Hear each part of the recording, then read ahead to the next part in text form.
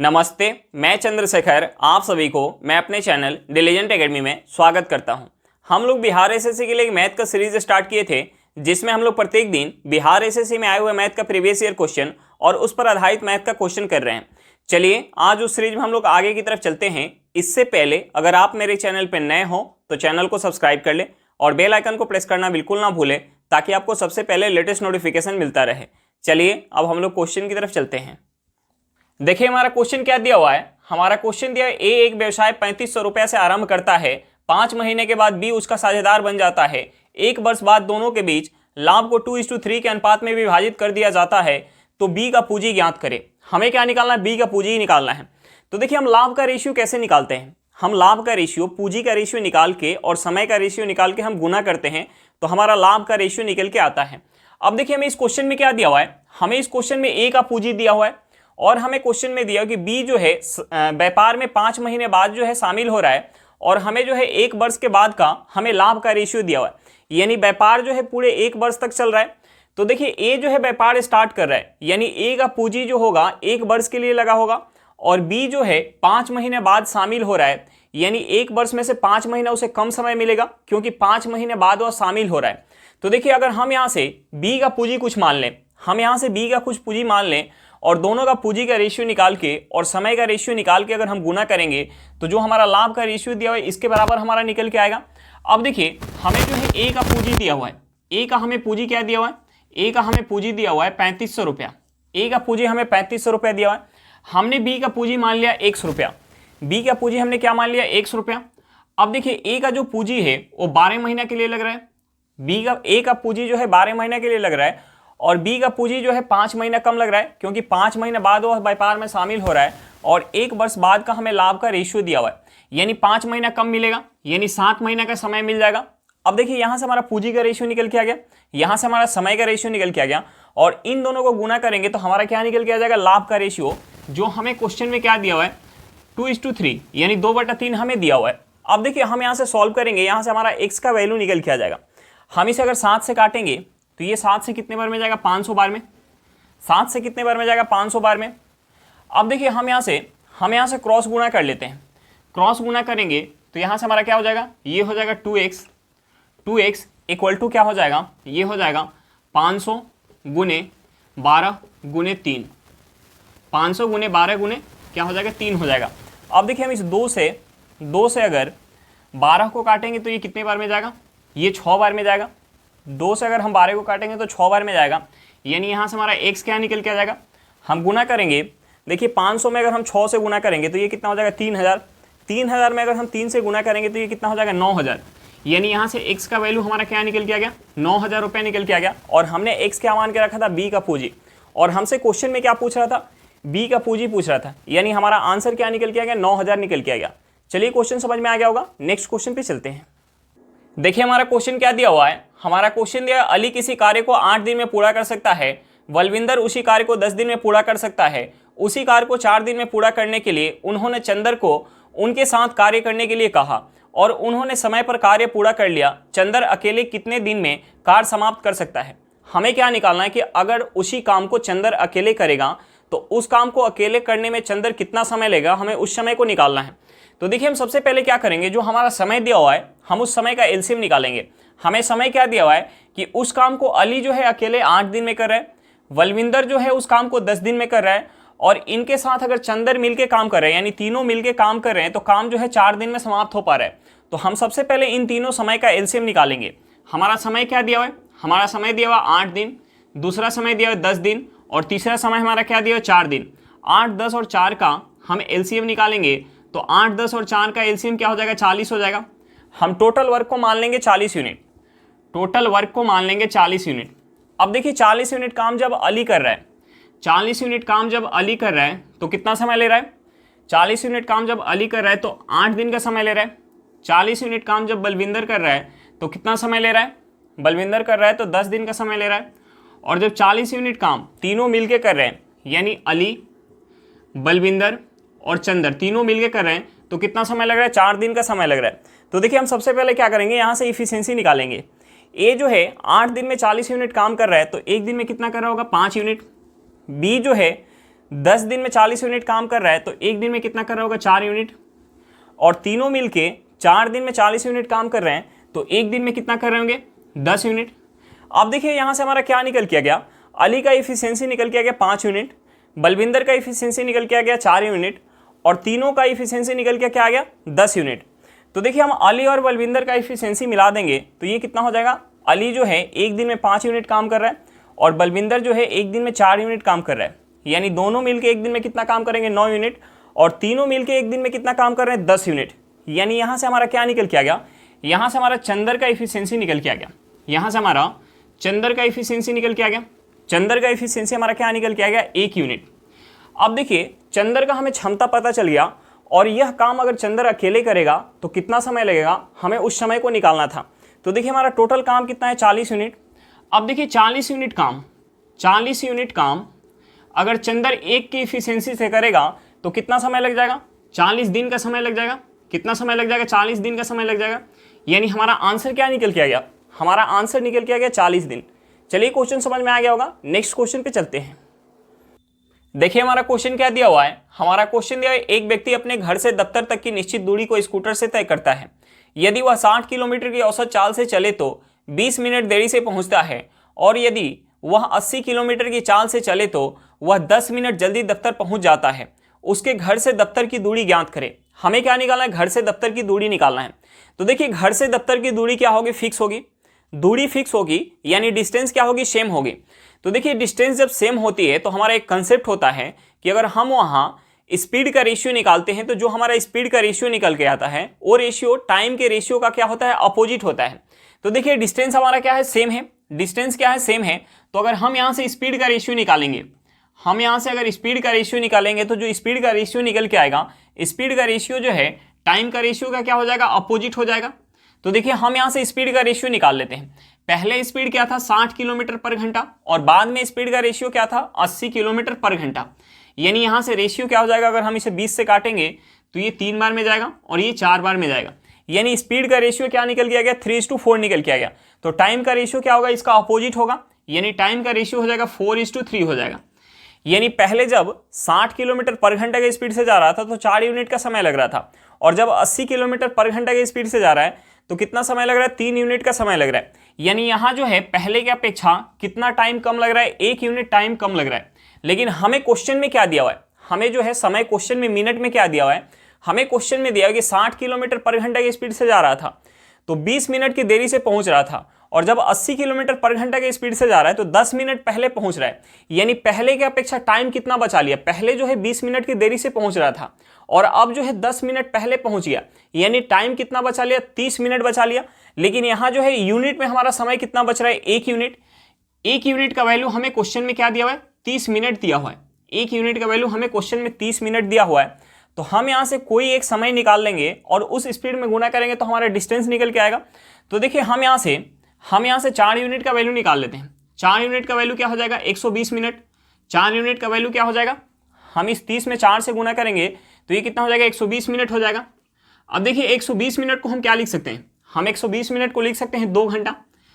यानी वह अगर 60 किलोमीटर पर घंटा की स्पीड से अपने घर से दफ्तर जा रहा होगा तो उसे कितना समय लग रहा होगा, 2 घंटा का समय लग रहा होगा। यानी हम यहाँ से दूरी निकाल सकते हैं। हम यहाँ से दूरी निकालेंगे तो स्पीड में हमें क्या करना पड़ेगा, समय से गुना करना पड़ेगा।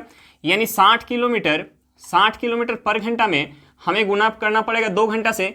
यानी यहाँ से हमारा दूरी क्या निकल के आ जाएगा, यहाँ से दूरी निकल के आ जाएगा 120 किलोमीटर।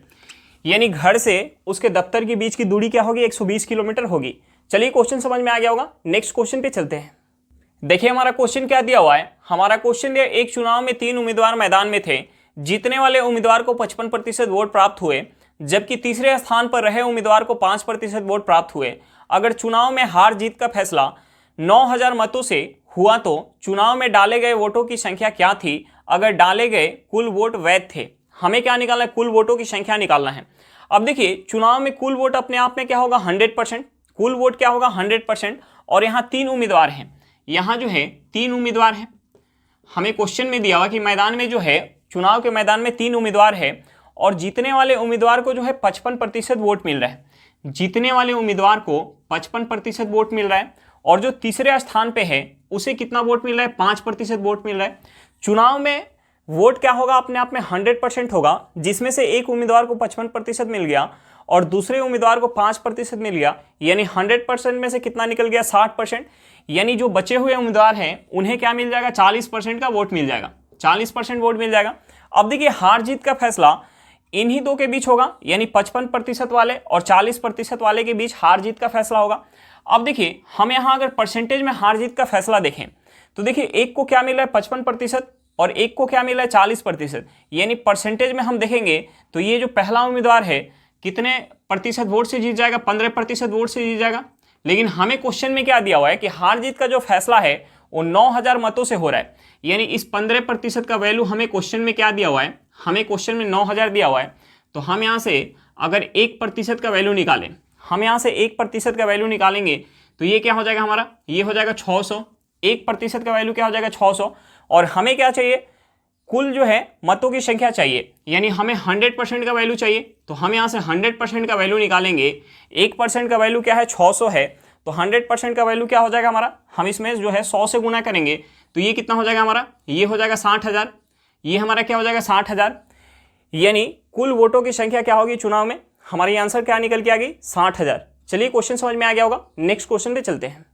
देखिए हमारा क्वेश्चन क्या दिया हुआ है, हमारा क्वेश्चन दिया है एक आदमी ने 1000 रुपये में 2 रेडियो सेट खरीदे, एक को उसने 20% की हानि से तथा दूसरे को 20% के लाभ से बेचा।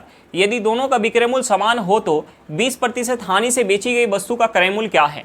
हमें क्या निकालना है, जो रेडियो सेट 20% की हानि पे बेची जा रही है उसका हमें क्रय मूल्य निकालना है। तो देखिए हम सबसे पहले क्या करेंगे, जो हमारा परसेंटेज दिया हुआ है हम उसे फ्रैक्शन में चेंज करेंगे। हमें क्वेश्चन में दिया कि एक को जो है 20% की हानि पे बेच रहे हैं, एक को जो है 20% की हानि पे बेच रहा है, तो हम 20% को फ्रैक्शन में चेंज करेंगे तो ये क्या हो जाएगा 1/5, यानी जो हानि पे बिक रही है उसका अगर क्रय मूल्य 5 यूनिट होगा तो 5 पे 1 की हानि होगी, यानी बिकेगी कितना में, 4 यूनिट में बिकेगी। और एक का हमें क्या दिया हुआ है कि 20% लाभ पे एक रेडियो बेची जा रही है, यानी अगर हम इस 20% को फ्रैक्शन में चेंज करेंगे तो ये भी क्या हो जाएगा हमारा 1/5, यानी जो लाभ पे बेची जा रही है उसका अगर क्रय मूल्य 5 यूनिट होगा तो 5 पे 1 का लाभ होकर यानी कितना में बिकेगी, 6 यूनिट में। तो हम यहाँ से दोनों रेडियो का क्या निकाल सकते हैं, क्रय मूल्य और विक्रय मूल्य का हम क्या निकाल सकते हैं, रेशियो निकाल सकते हैं। यानी हम सबसे पहले यहाँ क्या करेंगे, सीपी और एसपी का रेशियो निकालेंगे, सीपी और एसपी का रेशियो निकालेंगे। देखिए जो हानि पे बिक रही है, जो हानि पे बिक रही है अगर उसका क्रय मूल्य 5 यूनिट है, क्रय मूल्य 5 यूनिट है तो 5 पे 1 की हानि हो रहा है, यानी कितना में बिकेगी, 4 में बिकेगी। और जो लाभ पे बिक रही है अगर उसका क्रय मूल्य 5 यूनिट है तो 5 पे 1 का लाभ हो रहा है, यानी कितना में बिकेगी, 6 यूनिट में। अब देखिए हमें क्वेश्चन में क्या दिया हुआ है कि दोनों का विक्रय मूल्य क्या है, समान है, और यहाँ हमारा रेशियो में क्या निकल के आ गया, दोनों का विक्रय मूल्य समान नहीं निकल के आया। तो हम सबसे पहले क्या करेंगे, विक्रय मूल्य को समान करेंगे। अब देखिए 4 और 6 को बराबर करने के लिए हम क्या कर सकते हैं, हम अगर 4 में 3 से गुना कर ले और 6 में 2 से गुना कर ले तो ये दोनों हमारा 12 बन जाएगा। यानी हम इस साइड अगर 3 से गुना करेंगे तो हमें इस साइड भी 3 से गुना करना पड़ेगा, हम इस साइड अगर 2 से गुना करेंगे तो हमें इस साइड भी 2 से गुना करना पड़ेगा। अब देखिए यहाँ से हमारा रेशियो क्या निकल के आ जाएगा, यहाँ से हमारा रेशियो निकल के आ जाएगा, यहाँ से हमारा रेशियो क्या निकल के आ जाएगा, सीपी और एसपी का रेशियो क्या निकल के आ जाएगा, हम इसमें 3 से गुना करेंगे तो ये हो जाएगा 15 यूनिट और ये क्या हो जाएगा हमारा 12 यूनिट, और हम इसमें अगर 2 से गुना करेंगे तो ये हमारा कितना हो जाएगा 10 यूनिट और ये कितना हो जाएगा 12 यूनिट। अब देखिए यहाँ से हमारा दोनों रेडियो का विक्रय मूल्य क्या निकल के आ गया, समान निकल के आ गया। अब देखिए जो हानि पे बिक रही है उसका विक्रय मूल्य अगर क्रय मूल्य अगर 15 यूनिट है तो विक्रय मूल्य कितना है 12 यूनिट, और जो लाभ पे बिक रही है उसका क्रय मूल्य 10 यूनिट है तो विक्रय मूल्य कितना है 12 यूनिट, यानी दोनों का विक्रय मूल्य हमारा बराबर हो गया। अब देखिए यहाँ जो है हम यहाँ से अगर क्रय मूल्य निकालेंगे टोटल, हम यहाँ से अगर टोटल क्रय मूल्य निकालेंगे तो हमारा क्या हो जाएगा, एक रेडियो का जो क्रय मूल्य है वो 15 यूनिट है और दूसरे का क्रय मूल्य कितना है 10 यूनिट, यानी ये हमारा टोटल कितना हो जाएगा 25 यूनिट। और हमें क्वेश्चन में दोनों रेडियो सेट का क्रय मूल्य क्या दिया हुआ है 1000 दिया हुआ है, यानी हमें इस 25 यूनिट का वैल्यू दिया हुआ है, हमें इस 25 यूनिट का वैल्यू क्वेश्चन में क्या दिया हुआ है 1000 दिया हुआ है, यानी यहाँ से हमारा 1 यूनिट का वैल्यू क्या हो जाएगा 40 रुपये हो जाएगा, 1 यूनिट का वैल्यू क्या हो जाएगा 40 रुपया। और हमें क्या निकालना था 20% हानि से बेची गई वस्तु का क्रय मूल्य निकालना था, यानी हमें 15 यूनिट का वैल्यू निकालना है, हमें जो है 15 यूनिट का वैल्यू निकालना है। तो हम यहाँ से अगर 15 यूनिट का वैल्यू निकालेंगे तो हम 15 से अगर 40 में गुना करेंगे तो ये कितना हो जाएगा हमारा 600 रुपया, यानी जो रेडियो जो है हानि पे बिकी उसका क्रय मूल्य क्या होगा, उसका क्रय मूल्य होगा 600 रुपया। चलिए क्वेश्चन समझ में आ गया होगा, नेक्स्ट क्वेश्चन पे चलते हैं। देखिए हमारा क्वेश्चन क्या दिया हुआ है, हमारा क्वेश्चन दिया है एक निश्चित साधारण ब्याज की दर पर 1200 रुपया का 4 वर्ष का मिश्रधन 1488 रुपया हो जाता है। यदि ब्याज की दर 1% अधिक होती तो मिश्रधन कितना होता। अब देखिए हमें क्वेश्चन में प्रिंसिपल दिया हुआ है, हमें क्वेश्चन में प्रिंसिपल क्या दिया हुआ है 1200 रुपया, हमें क्वेश्चन में प्रिंसिपल दिया हुआ है 1200 रुपया और 4 वर्ष में ये प्रिंसिपल जो है कितना मिश्रधन दे रहा है, कितना अमाउंट दे रहा है 1488 रुपये का अमाउंट दे रहा है। अब देखिए हमसे क्वेश्चन में पूछ क्या रहा है कि इसी प्रिंसिपल पे यानी 1200 रुपया पे ही 4 वर्ष में अगर रेट ऑफ इंटरेस्ट 1% अधिक होता तो कितना हमें अमाउंट मिलता। तो देखिए हमें यहाँ रेट निकालने का कोई ज़रूरत नहीं है, हमने मान लिया कि यहाँ पहले जो है R% की दर से ब्याज मिल रहा था। अब देखिए यहाँ जो ब्याज है R% प्लस का 1% अधिक अगर ब्याज होता तो यहाँ हमारा टोटल अमाउंट कितना बन जाता। तो देखिए R% के दर से हमारा जो अमाउंट यहाँ बन के आता 1488 रुपये तो बन के आता ही, प्लस का 1% जो है यहाँ रेट ऑफ इंटरेस्ट अधिक हो जा रहा है और समय कितना है 4 वर्ष, यानी हमें जो है 4% और अधिक ब्याज मिलेगा। यानी हमें यहाँ क्या मिल जाएगा 1488 प्लस का हमें क्या मिल जाएगा 1200 का 4% हमें मिल जाएगा, 1200 का 4%, 2 जीरो से हमारा 2 जीरो कट जाएगा, हम 12 में 4 से गुना करेंगे तो हमारा कितना हो जाएगा 48। यानी हम यहाँ ऐड करेंगे 1488 में 48 ऐड करेंगे। अब देखिए हम 8 + 8 करेंगे, ये कितना हो जाएगा 16 हो जाएगा, 16 12 और 1 13, हाथ में 1, ये कितना हो जाएगा 15। यानी हमारा आंसर क्या निकल गया 1536 रुपया।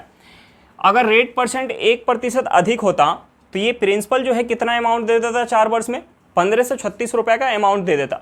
चलिए क्वेश्चन समझ में आ गया होगा, नेक्स्ट क्वेश्चन पे चलते हैं। देखिए हमारा क्वेश्चन क्या दिया हुआ है, हमारा क्वेश्चन दिया 0.726 के ऊपर रेकरिंग का 0.9 डिवाइडेड 1.09 माइनस 3/4 डिवाइडेड 4/15 का 5/2 का मान ज्ञात करें। यानी हमें इसका मान निकालना है। तो हम सबसे पहले क्या करते हैं, इन तीनों को हम फ्रैक्शन में लिख लेते हैं। अब देखिए किसी भी अंक के ऊपर हमारा रेकरिंग दिया रहता है तो हम उसे फ्रैक्शन में कैसे लिखते हैं। फ्रैक्शन में लिखने के लिए हम क्या करते हैं, जितने अंक के ऊपर हमारा रेकरिंग लगा रहता है उतने हम बट्टे में क्या लिखते हैं 9 लिखते हैं। लेकिन यहाँ हमें क्या दिया हुआ है, यहाँ हमें दिया 0.726 के ऊपर रेकरिंग, यानी केवल 6 के ऊपर रेकरिंग है, ये तीनों के ऊपर रेकरिंग नहीं है। अगर तीनों के ऊपर रेकरिंग होता तो हम इसे फ्रैक्शन में लिखते तो क्या लिख लेते 726/999 लिख लेते। लेकिन यहाँ जो है 1 के ऊपर रेकरिंग है तो हम इसे फ्रैक्शन में कैसे लिखेंगे। इसे फ्रैक्शन में लिखने के लिए हम क्या करेंगे, 726 में से हम सबसे पहले क्या माइनस करेंगे, जितने के ऊपर रेकरिंग नहीं है, यानी हम इसमें से माइनस कर लेंगे 72 बटे हमारा क्या हो जाएगा।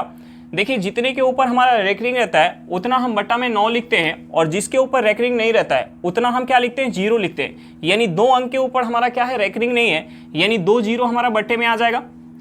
ऑफ हमारा क्या हो जाएगा, अगर इसे फ्रैक्शन में लिखेंगे तो ये हो जाएगा 9/10 हो जाएगा,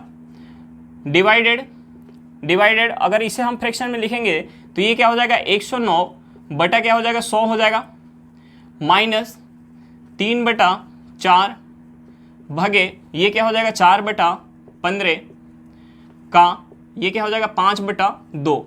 अब देखिए हम बोर्ड मार्क्स में सबसे पहले क्या करते हैं, ऑफ का काम करते हैं। यानी हम सबसे पहले का काम करेंगे। हम इस 9 से अगर 900 को काटेंगे तो ये कितने बार में जाएगा 100 बार में जाएगा।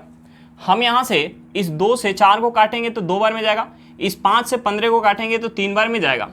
अब देखिए हम यहाँ से क्या लिख सकते हैं, अगर 726 में से अगर 72 माइनस करेंगे तो ये हमारा क्या हो जाएगा 654 हो जाएगा। ये क्या हो जाएगा 654 बटे क्या हो जाएगा, हम यहाँ गुना कर लेंगे 100 में 10 से तो ये क्या हो जाएगा 1000, ये क्या हो जाएगा 1000। अब देखिए यहाँ क्या है भाग है, तो अगर हम इसे गुना में करेंगे तो ये हमारा क्या हो जाएगा पलट जाएगा, चेंज हो जाएगा। ये हो जाएगा 100/109 हो जाएगा, 100/109 माइनस ये क्या हो जाएगा 3/4 यहाँ भी हमारा क्या है भाग में है, यानी गुना में करेंगे तो ये भी हमारा चेंज हो जाएगा, ये हो जाएगा 3/2। अब देखिए 109 से अगर हम 654 को काटेंगे तो ये कितने बार में जाएगा, ये चला जाएगा 6 बार में, ये 6 बार में चला जाएगा। यहाँ से हम 2 जीरो से 2 जीरो काट सकते हैं, यानी यहाँ से हमारा क्या निकल के आ गया 6/10 माइनस अगर हम गुना कर लें तो ये हो जाएगा 9/8।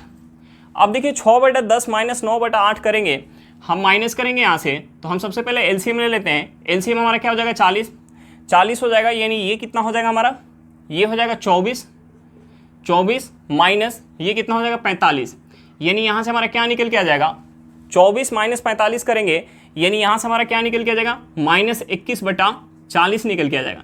यानी हमारा आंसर क्या निकल के आ गया -21/40 निकल के आ गया। चलिए क्वेश्चन समझ में आ गया होगा। नेक्स्ट क्वेश्चन पे चलते हैं।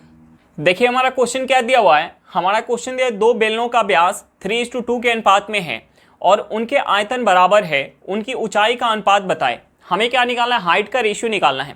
अब देखिए हमें क्वेश्चन में क्या दिया हुआ है, हमें क्वेश्चन में व्यास का रेशियो दिया हुआ है। हमें व्यास का रेशियो कितना दिया हुआ है 3:2 दिया हुआ है।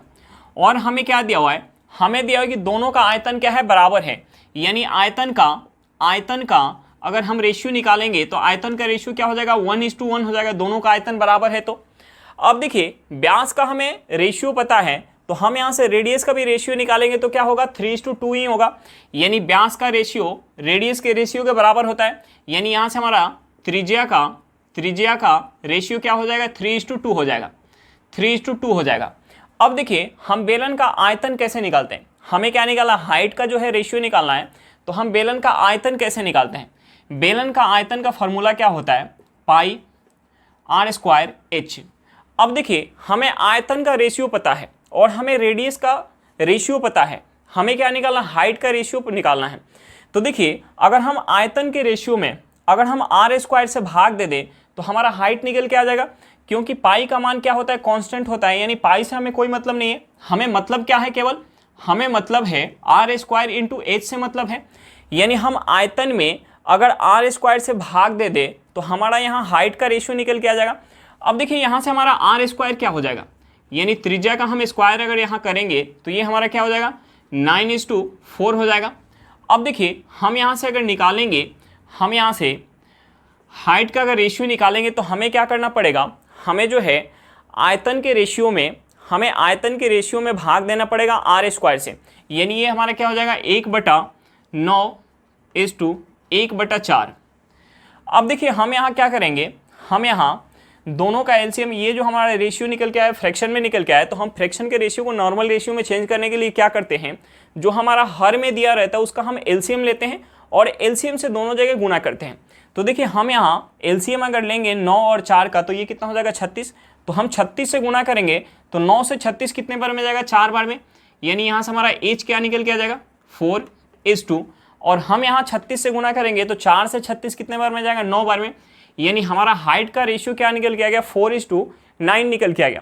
हमारा हाइट का रेशियो क्या निकल के आ गया 4:9 निकल के आ गया। चलिए क्वेश्चन समझ में आ गया होगा। नेक्स्ट क्वेश्चन पे चलते हैं।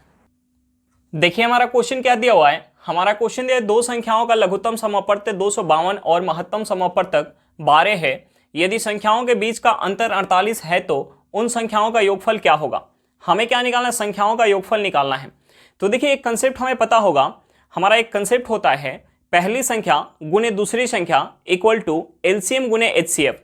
तो देखिए हम यहाँ दो संख्या मान लेते हैं, हम यहाँ दो संख्या ए और बी मान लेते हैं। तो हमारा क्या हो जाएगा, पहली संख्या गुने दूसरी संख्या इक्वल टू क्या हो जाएगा, एलसीएम गुने एचसीएफ।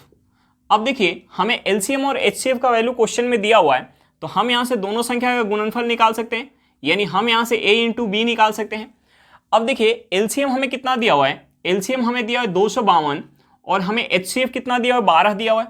हमें एचसीएफ 12 दिया हुआ है, तो हम यहाँ गुना करेंगे अगर 252 में 12 से, यानी a × b इक्वल टू हमारा क्या हो जाएगा, हम गुना अगर 12 से करेंगे तो 12 दूने 24 के 4 हाथ में 2, 60 2 62 हाथ में 6, 24 6 कितना हो जाएगा 30 हो जाएगा। यानी दोनों संख्या का गुणनफल हमारा क्या निकल के आ गया, 3024 निकल के आ गया। अब देखिए हमें क्वेश्चन में और क्या दिया हुआ है, हमें क्वेश्चन में दिया है दोनों संख्याओं के बीच का अंतर दिया हुआ है। यानी हमें a - b दिया हुआ है, a - b हमें क्या दिया हुआ है 48 दिया हुआ है। और हमें निकालना क्या है, हमें निकालना है a + b। हमें क्या निकालना है, a + b निकालना है। अब देखिए एक हमारा फार्मूला होता है कि अगर हमें a - b दिया हो और हमें a + b निकालना हो तो हमारा फार्मूला क्या होता है, अगर हमें a - b दिया हो और हमें a + b निकालना हो तो हमारा फार्मूला होता है √a - b का whole square plus 4 × a × b। अब देखिए यहाँ से a - b का हमें वैल्यू पता है, a - b का वैल्यू पता है, a × b का हमें वैल्यू पता है। तो हम यहाँ से a + b का वैल्यू निकाल सकते हैं। हम यहाँ वैल्यू पुट करेंगे, हम यहाँ वैल्यू पुट करेंगे a plus B equal to हमारा क्या हो जाएगा root under a minus B हमारा क्या है 48, यानी हम यहाँ 48 का स्क्वायर करेंगे, 48 का square plus 4 into A B का वैल्यू हमें क्या दिया हुआ है 3024, ए बी का वैल्यू हमें क्या दिया हुआ है 3024 दिया हुआ है। तो देखिए 48 का स्क्वायर क्या होता है, 48 का स्क्वायर होता है 2304, 48 का स्क्वायर क्या होता है 2304 प्लस अगर हम इसमें 4 से गुना करेंगे, हम यहाँ इसमें अगर 4 से गुना करेंगे तो ये हमारा क्या हो जाएगा 3000 में 4 से गुना करेंगे तो ये कितना हो जाएगा हमारा 12000 हो जाएगा, और 24 में 4 से गुना करेंगे तो कितना हो जाएगा 96, यानी ये हमारा हो जाएगा 12000, ये हो जाएगा 12096, ये कितना हो जाएगा 12096। 12096 में अगर हम ऐड कर लेंगे 2304 तो ये हमारा कितना हो जाएगा 2304 में अगर 96 ऐड करेंगे तो कितना हो जाएगा 2400 हो जाएगा। 2400 अगर हम ऐड कर लें इस 12000 में तो ये हमारा कितना हो जाएगा 14400 हो जाएगा, ये कितना हो जाएगा 14400। अब देखिए 14400 को अगर हम रूट से बाहर लाएंगे तो ये हमारा कितना हो जाएगा, ये हो जाएगा 120, ये हमारा क्या निकल के आ गया a प्लस बी का वैल्यू निकल के आ गया, यानी दोनों संख्या का योगफल हमारा क्या हो जाएगा 120 हो जाएगा। चलिए क्वेश्चन समझ में आ गया होगा, नेक्स्ट क्वेश्चन पे चलते हैं। देखिए हमारा क्वेश्चन क्या दिया हुआ है, हमारा क्वेश्चन है दो संख्याओं का अनुपात 5:8 है और उनका अंतर 48 है, तो सबसे छोटी संख्या बताएं। हमें क्या निकालना, सबसे छोटी संख्या निकालना है। अब देखिए हमें क्वेश्चन में क्या दिया हुआ है, हमें दो संख्या का रेशियो दिया हुआ है 5:8 दिया हुआ है और हमें दोनों संख्या का अंतर दिया हुआ है और हमसे छोटी संख्या पूछ रहा है। तो देखिए हम मान लेते हैं कि एक संख्या हमारी 5 यूनिट है और दूसरी संख्या क्या है 8 यूनिट, यानी यहां से दोनों संख्या के बीच का अंतर हमारा क्या हो जाएगा, दोनों संख्या के बीच का अंतर हो जाएगा 3 यूनिट। लेकिन हमें क्वेश्चन में क्या दिया हुआ है, हमें जो है अंतर क्वेश्चन में 48 दिया हुआ है, यानी इस 3 यूनिट का वैल्यू हमें क्वेश्चन में 48 दिया हुआ है। तो हम यहां से 1 यूनिट का वैल्यू क्या निकाल सकते हैं, 1 यूनिट का वैल्यू हमारा क्या हो जाएगा 16 हो जाएगा। और हमें क्या निकालना था, सबसे छोटी संख्या। तो देखिए एक संख्या हमारी 5 यूनिट है और दूसरी क्या है 8 यूनिट, यानी छोटी संख्या क्या हो जाएगी हमारी 5 यूनिट। तो हमें 5 यूनिट का वैल्यू निकालना है। अब देखिए 1 यूनिट का वैल्यू हमारा क्या है 16 है, तो 5 यूनिट का वैल्यू यहां से निकल के आ जाएगा, 5 यूनिट का वैल्यू हमारा क्या हो जाएगा 80 हो जाएगा, यानी छोटी संख्या हमारी क्या निकल के आ गई 80 निकल के आ गई। चलिए क्वेश्चन समझ में आ गया होगा। आज के लिए इतना ही, फिर मिलते हैं नेक्स्ट क्लास में। अगर क्लास अच्छा लगे तो क्लास को लाइक करिएगा, अगर आप मेरे चैनल पर नए हो तो चैनल को सब्सक्राइब करिएगा और क्लास को अपने दोस्तों के साथ शेयर करना बिल्कुल मत भूलिएगा। चलिए बाय बाय।